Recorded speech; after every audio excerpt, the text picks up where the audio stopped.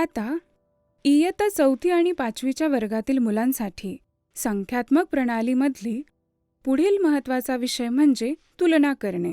त्यांना 2 संख्या देऊन त्यांची तुलना करण्यास सांगणे. तुलना करण्यासाठी स्थानिक मूल्यांचे ज्ञान असणे आवश्यक आहे. आता आपण 2 संख्या घेऊ.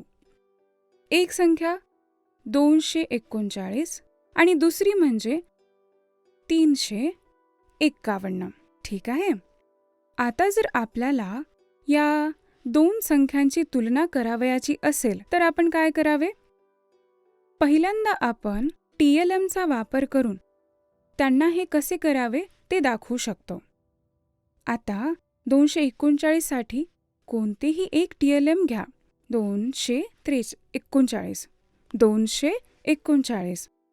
आपण हे स्थानिक मूल्य चटईवर दाखवू शकतो किंवा जर त्यांना स्थानिक मूल्य चटई कठीण वाटते तर ते अशा प्रकारे दाखवू शकतो. इथे 239 आहेत आणि आता 351 आहेत. 1 शतक, 2 शतक, 3 शतक. 350 म्हणजे 1, 2, 3, 4, 5 दशके. नंतर 1. आपण 2 अंकी संख्यांची तुलना केलेली आहे. आपण ती कशी केली? आपण त्यांना क्रमाक्रमाने मांडणी करून एकास एक जोडणी वापरली. येथे आपण ती पद्धत वापरणार नाही. त्यांना मोजणी कशी करायची हे माहीत असल्यामुळे आणि त्यांना लहान व मोठ्या संख्यांची ओळख असल्यामुळे ही संकल्पना आपण शिकवण्यासाठी वापरू शकतो. आता तुलना करत असताना आपण एकक स्थानापासून सुरुवात केली पाहिजे की दशक स्थानापासून केली पाहिजे? किंवा मग आपण शतक स्थानांची तुलना आधी करायला हवी का?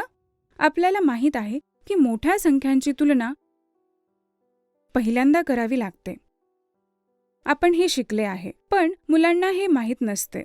आपल्याला त्याबद्दल त्यांना सांगावे लागेल. जेव्हा आपण मोठ्या संख्यांची तुलना करतो, 100 हे 10 पेक्षा मोठे आहे. बरोबर? म्हणून आपण पहिल्यांदा शतक स्थानांची तुलना करतो.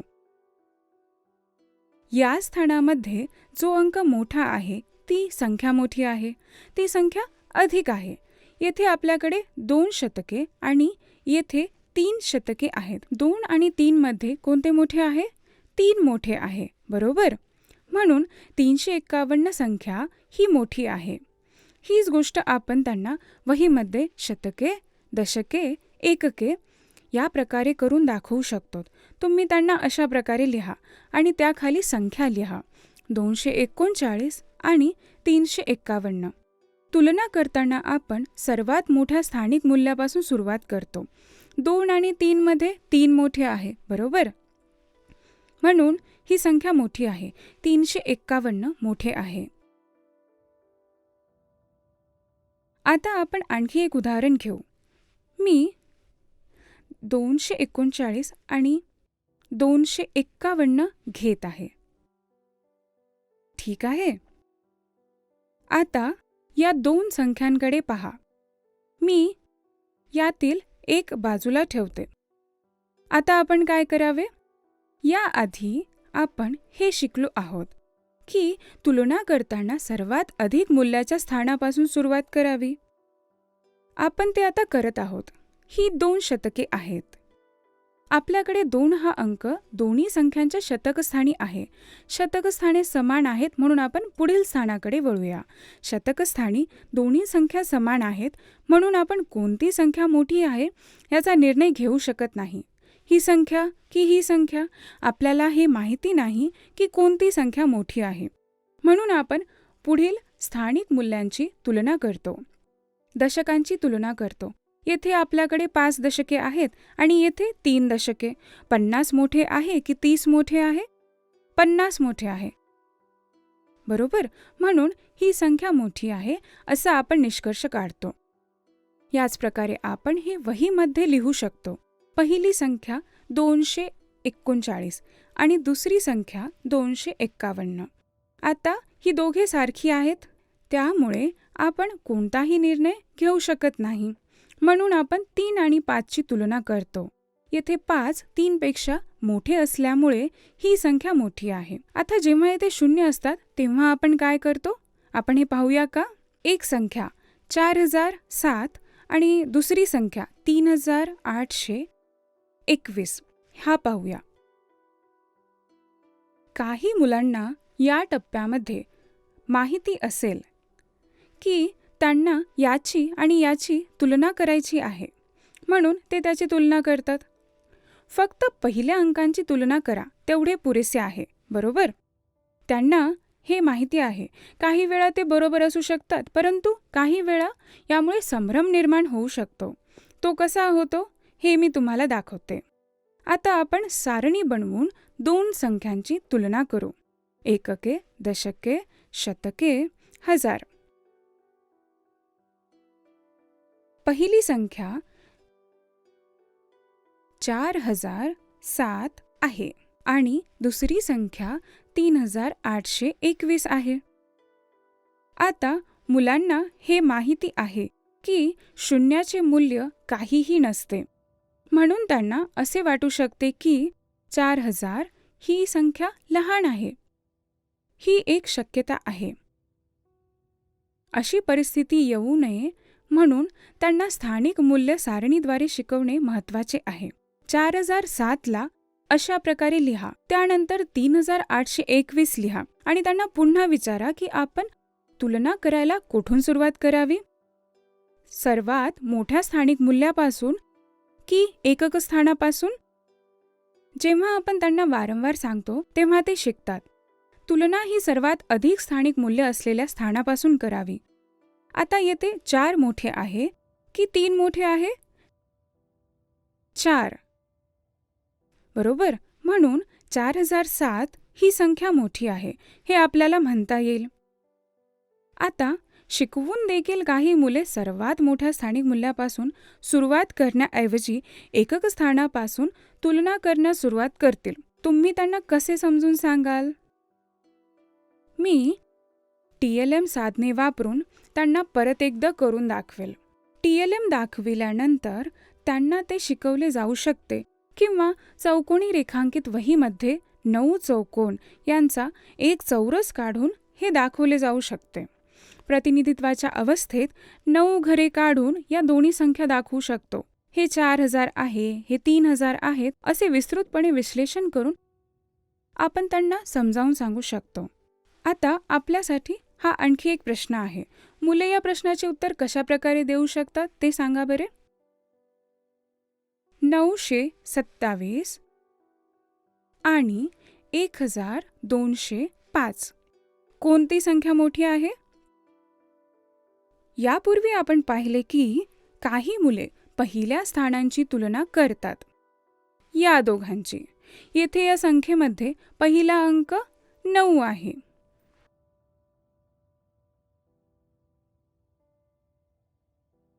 आणि 921 आणि यामध्ये हा 1 आहे. या दोघांपैकी कोणते मोठे आहे? 9 मोठे आहे की 1 मोठे आहे? 9 मोठे आहे. आता आपण काय करावे? मुले हे अशा प्रकारे करतात, बरोबर. म्हणजेच यामध्ये त्यांनी अंकांच्या स्थानिक मूल्यांना गृहीत धरले नाही. म्हणून अशा चुका टाळण्यासाठी आपण त्यांना स्थानिक मूल्य सारणी शिकवली आहे. त्यांना त्यामध्ये वारंवार लिहून सराव करण्यास सांगा. जेव्हा ते अशा प्रकारच्या चुका करतात तेव्हा एकके, दशके, शतके, हजार असे लिहून घ्या. 927 कसे लिहाल?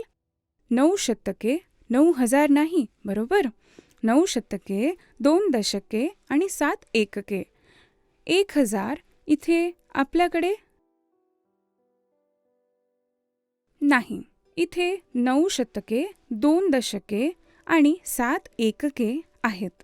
तिथे 1000, 2 शतके, दशकांच्या स्थानी येथे काहीही नाही आणि एककाच्या स्थानी 5 आहेत, 7 आहेत, बरोबर.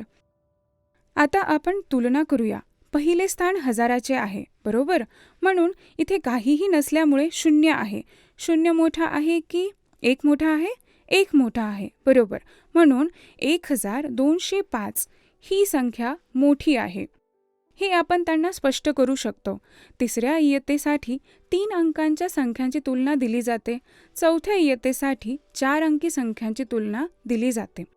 आपण त्यांना असे प्रश्न वारंवार देतो.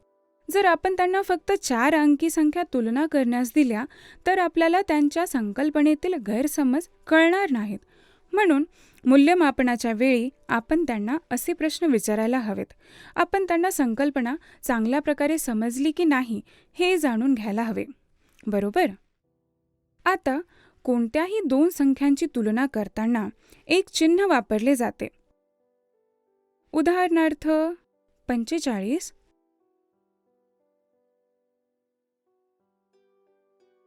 आणि 23. या दोघांपैकी कोणती संख्या मोठी आहे? चला तर मग आपण हे समजून घेऊया. येथे 2 अंकी संख्या आहेत, म्हणून येथे 4 दशके आणि 2 दशके आहेत. कोणती मोठी आहे? 4 मोठे आहे. जेव्हा आपण त्यांना तुलना करण्यास सांगतो, जी संख्या मोठी असते त्या संख्येसाठी आपण हे चिन्ह वापरतो. हे स्पष्ट करण्यासाठी मी हे थोडे मोठे काढले आहे.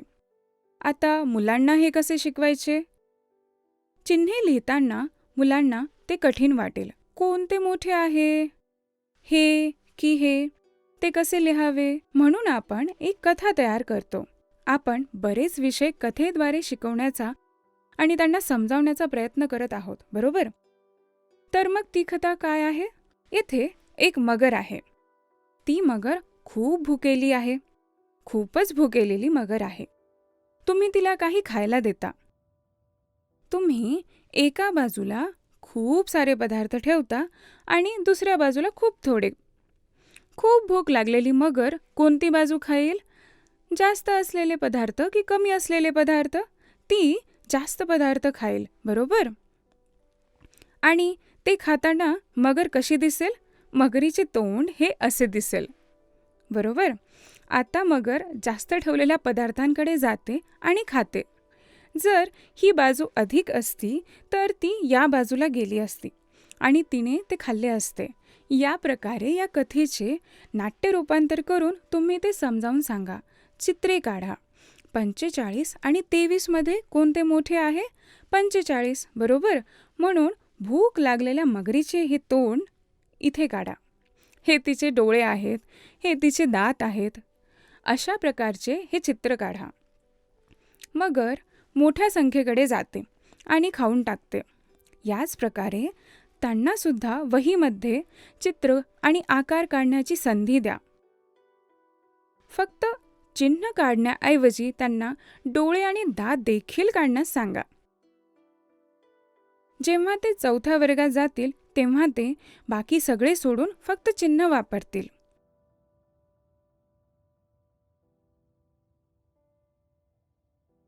आता इथे आपण मुलांच्या काही चुका पाहिल्या. मला यामध्ये आणखी काही मुद्दे मांडायचे आहेत.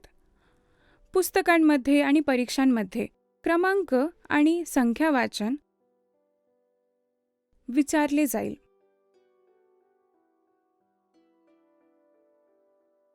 उदाहरणार्थ 3052,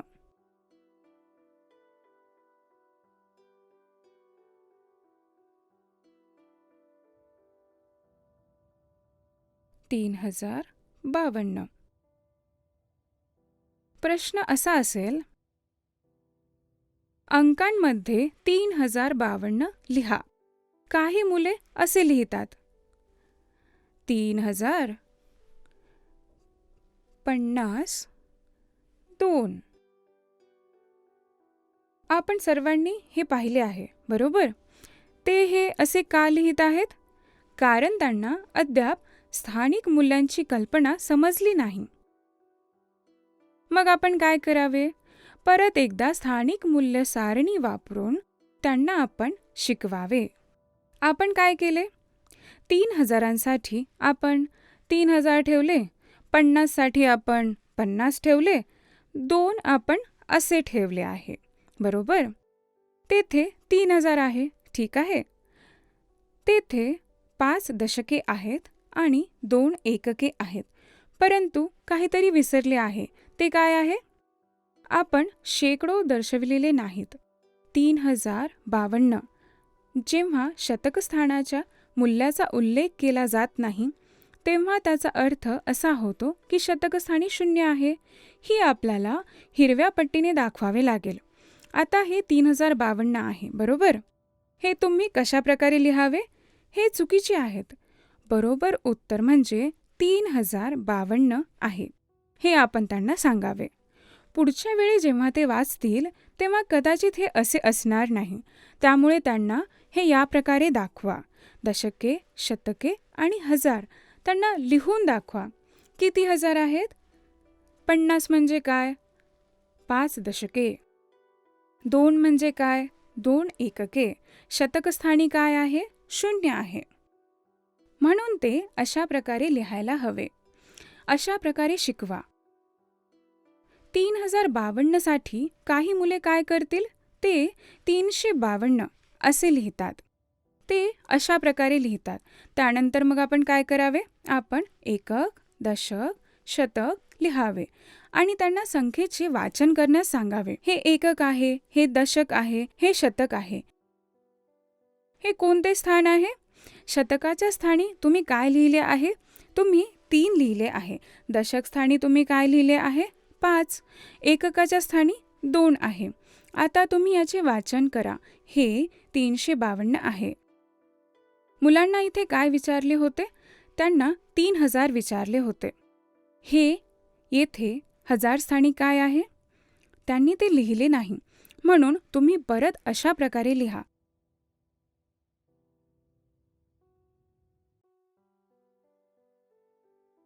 त्याचे वाचन 352 असे केले जाते. त्यांना या प्रकारे समजावून सांगा. त्यामुळे मुलांना त्यांची चूक समजेल. या TLM साधनांचा वापर करून त्यांना आपली चूक सुधारण्याची संधी मिळते. त्याच प्रकारे खूप मोठी चूक कधीकधी आपण सुद्धा करतो. प्रतिनिधित्वाच्या टप्प्यात एकक, दशक, शतक आहेत. तुम्ही मला एक 3 अंकी संख्या द्या. 134. ठीक आहे. आता 134 मध्ये आपल्याकडे 4 एकक आहेत. 1 एकक, 2 एकक, 3 एकक, 4 एकक. दशकाच्या स्थानी आपल्याकडे 3 दशके आहेत. 1 दशक, 2 दशक, 3 दशक.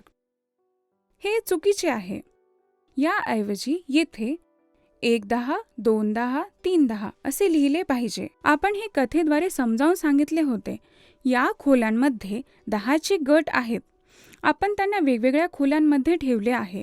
हे आपण मुलांना वारंवार लक्षात करून दिले पाहिजे आणि त्यांना लिहिण्यास सांगितले पाहिजे. याच प्रकारे शतकाच्या स्थानी 1 ऐवजी 100 लिहिले पाहिजे. हा मुद्दा नेहमी लक्षात ठेवावा. आता येथे आणखी एक प्रश्न घेऊया. हे एकक स्थान आहे म्हणून 1 लिहूया. दशकस्थानी 10 लिहूया आणि शतकस्थानी 100 लिहूया. आता 134 साठी आपण हे अशा प्रकारे का लिहू शकत नाही? एककस्थानी 4 आहेत, दशकस्थानी 3 आहेत आणि शतकस्थानी 1 आहे. आपणही या प्रकारे का लिहू शकत नाही? आपल्याला हे माहीत आहे की हे शतकाचे घर आहे. तिथे 1 आहे तर तिथे 100 आहेत. तर आपण इथे काय म्हणतो? इथे गुणाकार शिकवला जात नाही. ही गुणाकाराची संकल्पना नाही. आपण ठोसपासून प्रतिनिधित्वाच्या अवस्थेत आणि तिथून अमूर्त स्वरूपाकडे वळत आहोत.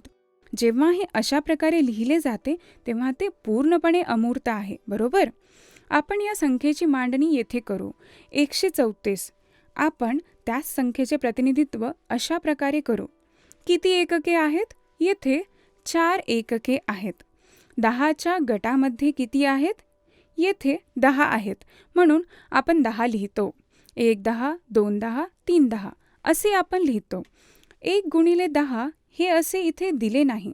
ती संकल्पना इथे शिकवायची नाही, कारण ही प्रतिनिधित्वाची अवस्था आहे. जरी आपण शतकाची चकती वापरली, जरी हे 1 × 100 आहे, तरीही आपण येथे प्रतिनिधित्व करत असल्यामुळे यात 100 एकक आहेत. असे 100 एकक आहेत. अशा प्रकारे आपण दाखवतो. त्यामुळे आपण प्रतिनिधित्व अवस्थेत येथे 100 लिहिले आहे. म्हणून या प्रतिनिधित्वाच्या टप्प्यात आपण येथे 100 लिहितो. याच्या पुढील पायरीमध्ये 134 लिहितो. हे अमूर्त आहे. ही अमूर्त अवस्था आहे. ही संख्या वाचनाची शेवटची पायरी आहे. तरीही अमूर्त टप्प्यात पोचण्याआधी ठोसपासून ते प्रतिनिधित्वपर्यंत आणि नंतर अमूर्त अवस्थेपर्यंतची संकल्पना त्यांना स्पष्ट असली पाहिजे.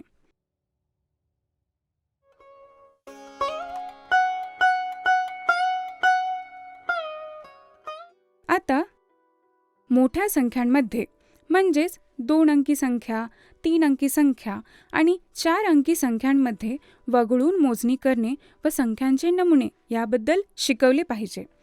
वगळून मोजणी करताना काय होते? 10ची मोजणी करणे, 10, 20, 30, 40 याचा सराव करण्यास सांगावा. याच प्रकारे एखाद्या संख्येत 10 जोडले तर काय होते? 25मध्ये जेव्हा तुम्ही 10 जोडता तेव्हा ते 35 होतात. त्यात आणखी 10 जोडा, ते 45 होतात. म्हणजेच 5, 15, 25, 35 या प्रकारे वगळून केलेली मोजणी शिकवावी लागेल. हे वगळून म्हणजेच उडी मारण्यासारखे आहे. या वगळण्याचे मूल्य काय असते? मुलांनी ते शिकावे. 2 किंवा 3 वगळून केलेल्या मोजणीची उदाहरणे पाहिल्यानंतर ते पुढील येणाऱ्या अशा प्रकारच्या मोजणी शिकतील. वगळण्याचे मूल्य 5 असू शकते किंवा 100 असू शकते किंवा 20 किंवा 50 असू शकते. वेगवेगळ्या प्रकारे मुलांना हे करण्यास सांगा आणि त्यांना शिकवा. याच प्रकारे संख्यांच्या मोजणीचा आणखी एक प्रकार म्हणजे संख्यांचे नमुने. पुस्तकात नमूद केल्याप्रमाणे संख्यांच्या नमुन्यांची शिकवण विस्तारपणे आपण देऊ शकतो. ठीक आहे. इथे एक मुद्दा लक्षात घ्या. वगळून केलेल्या मोजणीमध्ये संख्यांमधला फरक हा समान असतो. समान अंतराने त्या संख्या वगळलेल्या असतात. परंतु संख्यांच्या नमुन्यांमध्ये 2 संख्यांमधला फरक वेगळा असू शकतो. कृपया हे लक्षात घ्या. आता येथे एक उदाहरण आहे. 10, 20, 30, 40 पुढे काय आहे असे आपण विचारू शकतो. म्हणजे पहिल्या 2 संख्यांमधील फरक 10 आहे, बरोबर? दुसऱ्या आणि तिसऱ्या संख्येतील फरक 10 आहे. म्हणजेच वगळलेल्या संख्या समान अंतरावर आहेत. म्हणून पुढील क्रमांक काय असेल? 40 अधिक 10 म्हणजेच 50 आहे. नंतर 50 अधिक 10 बरोबर 60. ही एक समान अंतराने केलेली वगळून केलेली मोजणी आहे, बरोबर? आता तुम्ही निरीक्षण करा. येथे पहा, हे वगळले जात आहे का?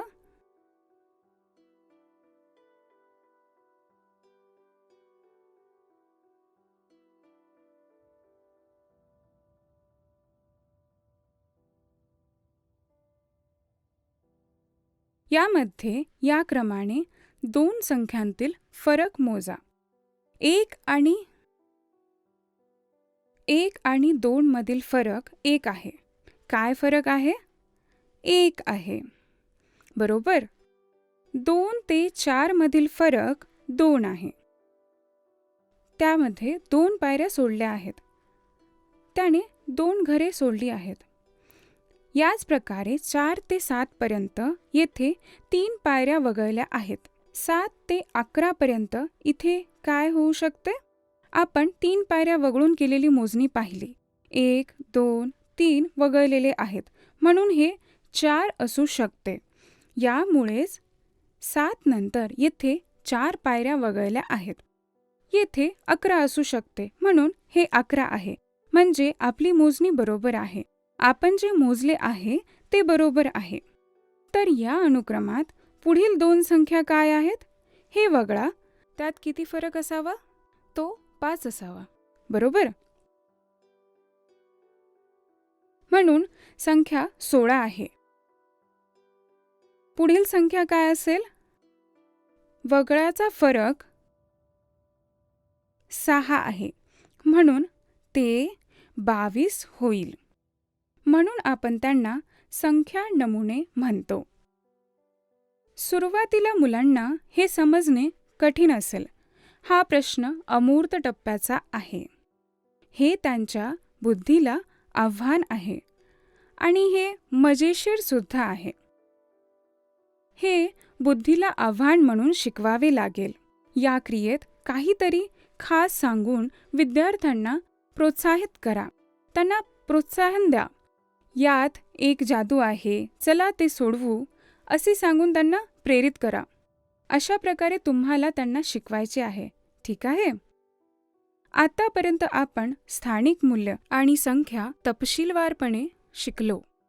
वर्गात विविध TLM वापरून मुलांना उपक्रमांमध्ये सहभागी करून घ्या आणि खेळाद्वारे शिकवा.